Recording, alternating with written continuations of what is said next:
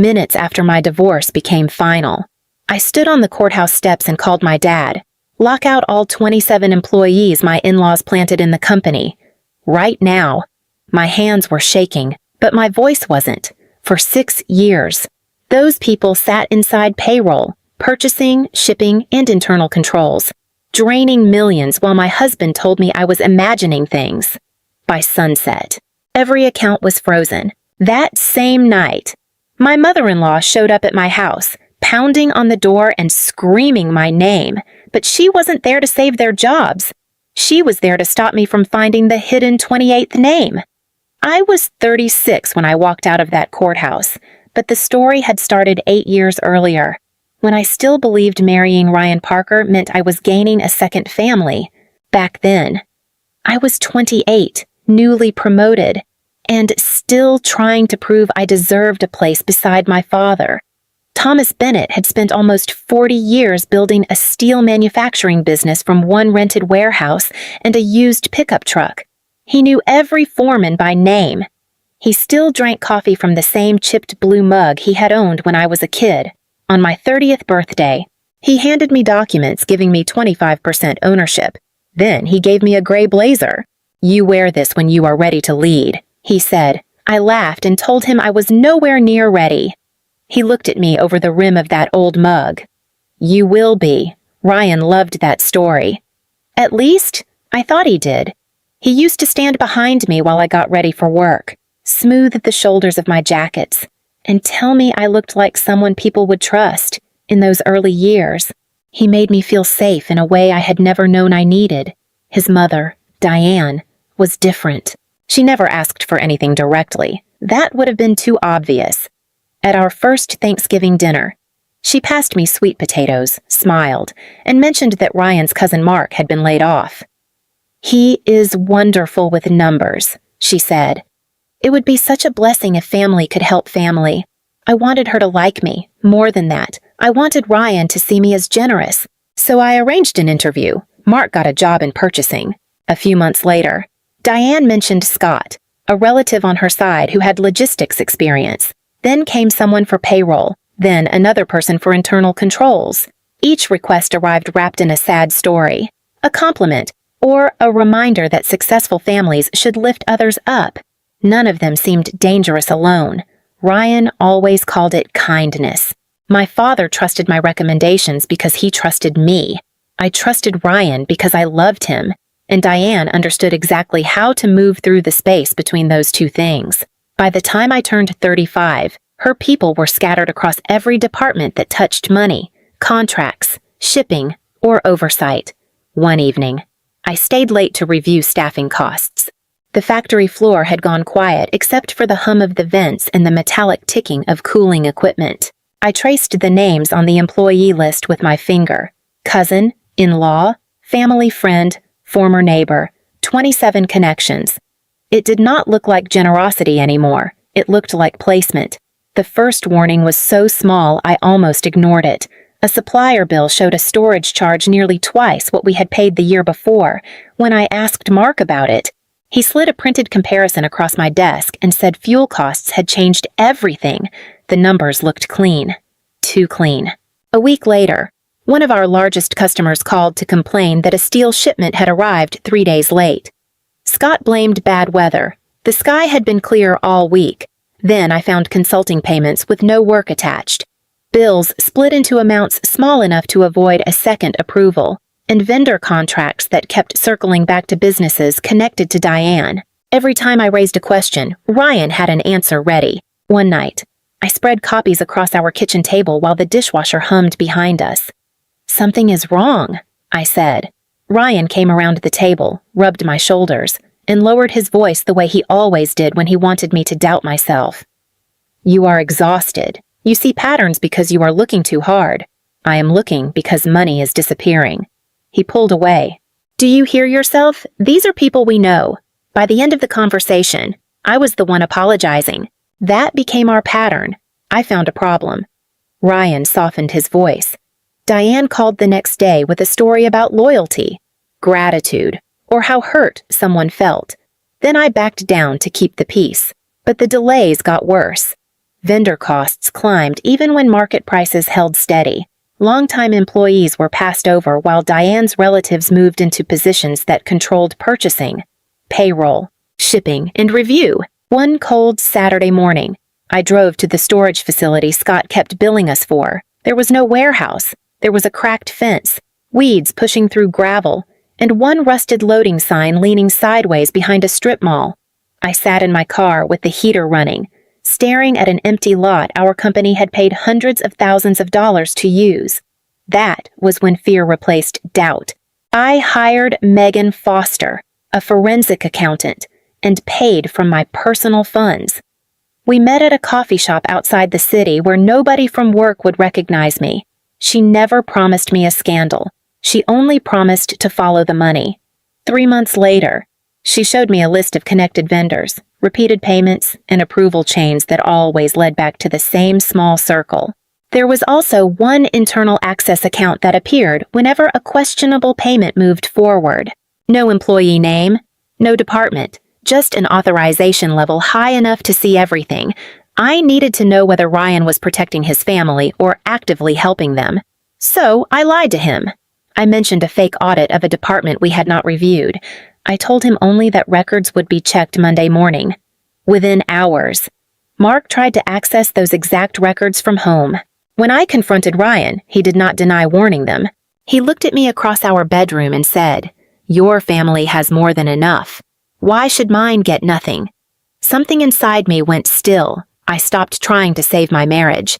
I started preparing to save my father's company. I moved into the rental house 3 weeks before the divorce was final. It was small, clean, and painfully quiet. Half-open boxes lined the living room. One coffee mug sat beside the sink. At night, the heater clicked on and off while I replayed every conversation Ryan had ever made me apologize for. My gray blazer hung from the bedroom door. Every morning, I saw it before I saw myself. Megan finished her investigation 11 months after our first meeting. She called on a Tuesday and asked me to come alone. At the coffee shop, she had chosen the table near the window, the same place where I once sat with my back to the door, afraid someone would recognize me. This time, I faced the entrance. Megan placed a folder between us. 27 employees are connected to the Parker family, she said, but they did not all play the same role. She showed me the pattern. A smaller group controlled purchasing, shipping, payroll, and internal review. Bills were inflated, payments were split. Contracts were steered toward businesses tied to Diane. The fake storage site had charged us for years. The total was just under $4 million. Then Megan showed me the internal access account. It belonged to Ryan. He had not approved the payments himself. He had done something quieter. He watched the reviews, tracked my questions, and warned his family whenever I got too close. I stared through the window at cars moving along the wet street for months. Part of me had hoped he was weak, not disloyal. That hope died without making a sound. Rachel Morgan, my attorney, helped me build the next steps. We preserved the records, separated my finances, and prepared a lawful response for every employee involved. No one would be punished because of a last name, but no one would be allowed to erase evidence either. So I waited. I signed divorce papers while Ryan told friends I had become cold and obsessed with work. Diane sent messages about forgiveness. Mark suddenly requested access to old vendor records. I answered none of them. The morning the judge finalized the divorce, I wore the gray blazer my father had given me 6 years earlier, outside the courthouse. Cold wind pushed against the folder in my hands. I called my father before I lost my nerve. "Dad, I need you to lock out all 27 employees my in-laws planted in the company." Silence. Then I told him everything. The fake warehouse, the bills, the payments, Ryan's account, nearly $4 million gone over 6 years. "I recommended some of them," I said. "This happened because you trusted me." My father breathed out slowly.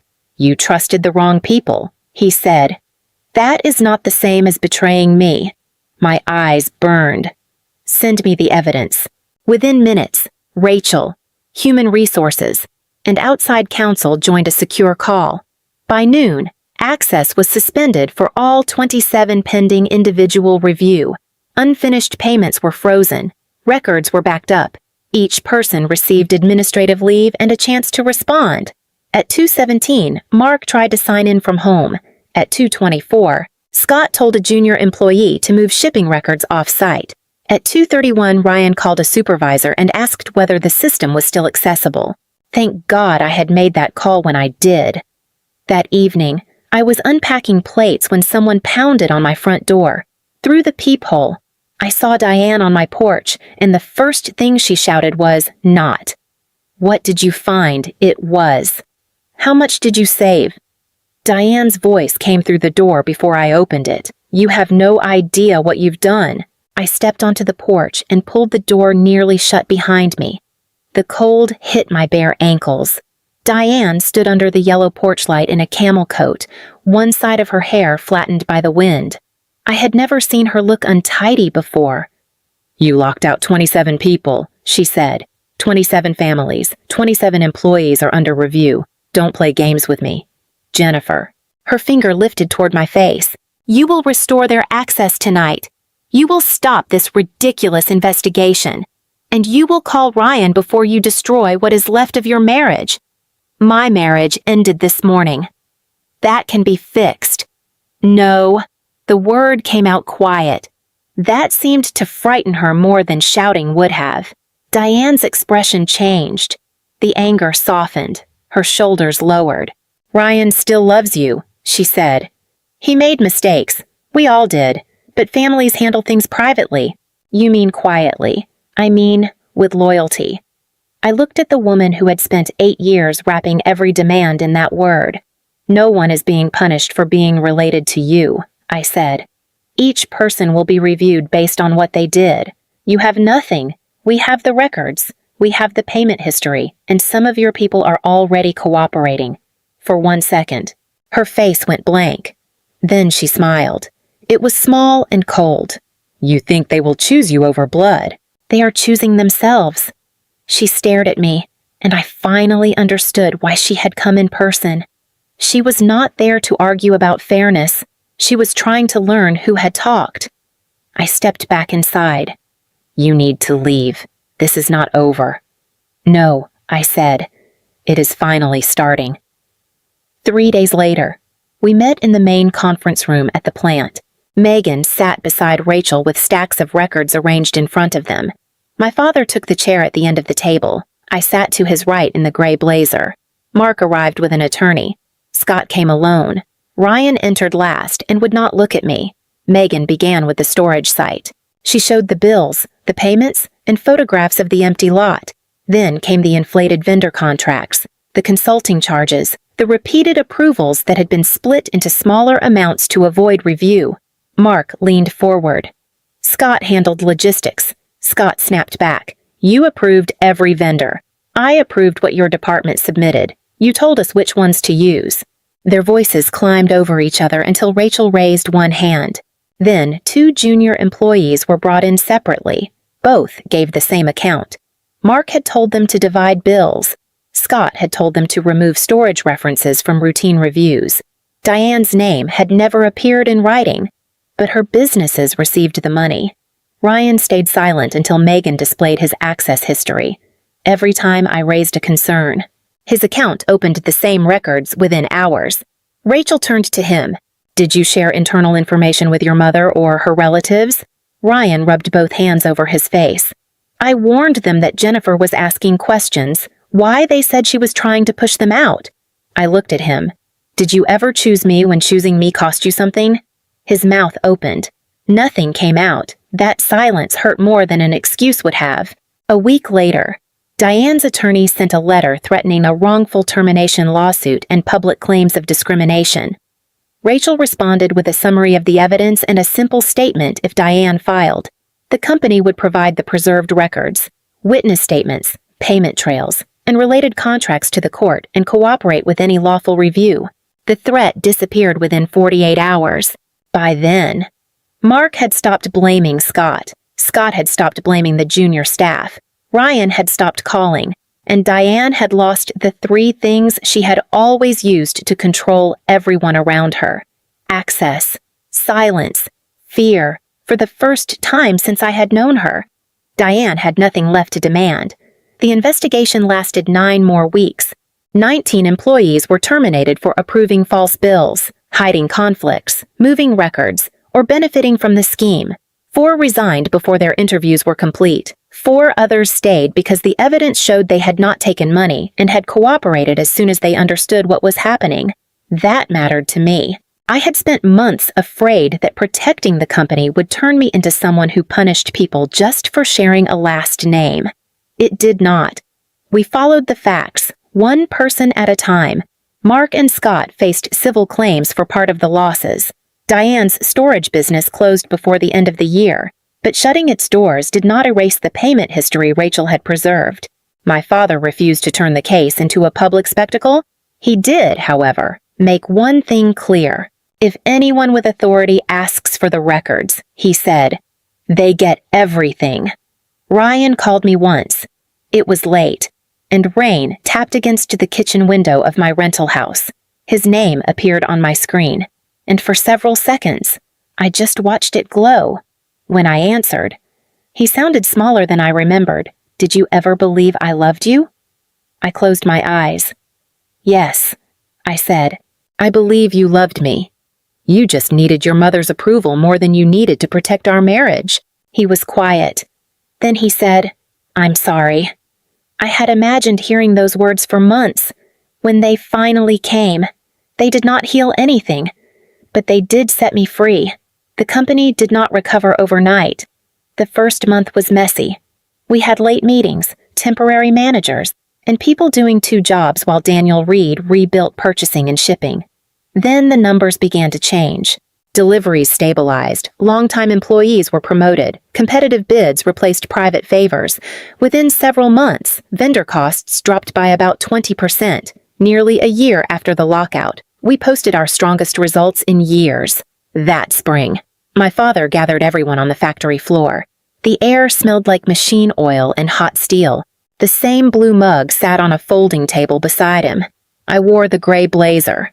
Thomas told the employees that trust had been abused, but the people who truly built the business had protected it. Then he announced that I would take over as president. Applause rolled across the floor. I looked down at my hands. They were steady. Diane had not been ruined by revenge. She had simply lost access to what was never hers. Ryan had lost the marriage he refused to defend, and I had finally stopped confusing silence with love.